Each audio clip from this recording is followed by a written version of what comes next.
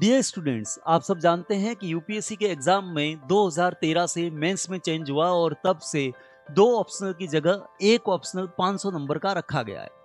लेकिन ऑप्शनल को लेकर अभी भी बच्चों के दिल और दिमाग में ये दुविधा मौजूद है कि कौन सा ऑप्शनल रखें, क्योंकि जिस टीचर के पास जाते हैं वो टीचर अपने ऑप्शनल को सर्वश्रेष्ठ बताता है।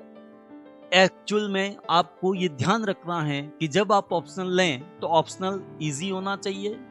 ईज़ी होने के साथ-साथ आपको उसमें रुचि होना चाहिए, यानी कि आपको उसमें इंटरेस्ट होना चाहिए, क्योंकि लंबे समय तक रखना है। आप बीच में किसी व्यक्ति विशेष की तरफ से ब्रेकअप नहीं कर सकते जब तक कि सिलेक्शन ना हो। और अगर ब्रेकअप किया तो इसका मतलब नए ऑप्शन में वापस दोबारा उतनी ही मेहनत लगानी पड़ेगी।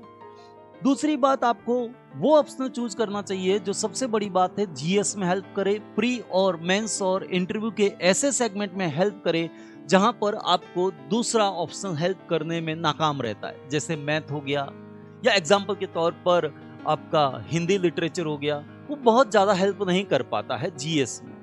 उसके साथ आपको ऑप्शनल ऐसा चूज करना चाहिए जो आपके बैकग्राउंड में यानी ग्रेजुएशन में रहा हो, क्योंकि आपकी एक अंडरस्टैंडिंग वहां से है, थेमेटिकल जो डेवलपमेंट है वो आपका हो रखा है। उसके साथ ही जिसका मटेरियल और गाइडेंस आपको आसानी से अपनी मीडियम में, जो आपका इंग्लिश और हिंदी मीडियम है, उसमें मिल जाए।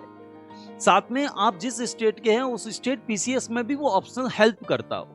जैसे अगर आप बिहार से हैं, यूपी से हैं, तो यहाँ हिस्ट्री से ज्यादा प्रश्न आते हैं, तो अगर आपका हिस्ट्री ऑप्शनल है तो जीएस में हेल्प करेगा ही करेगा, साथ में स्टेट पीसीएस में भी हेल्प करेगा।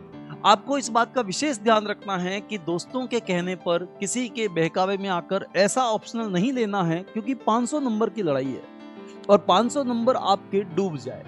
इसलिए आपको विशेष ध्यान रखना है कि ऑप्शनल ऐसा होना चाहिए जो आपको न केवल पास करवाए बल्कि रैंक दिलाए, न केवल आपको ऑप्शनल ऑप्शनल में हेल्प करे बल्कि जीएस और इंटरव्यू में भी हेल्प करे। ऑप्शनल ऐसा भी होना चाहिए जो आपके जीवन भर काम आए।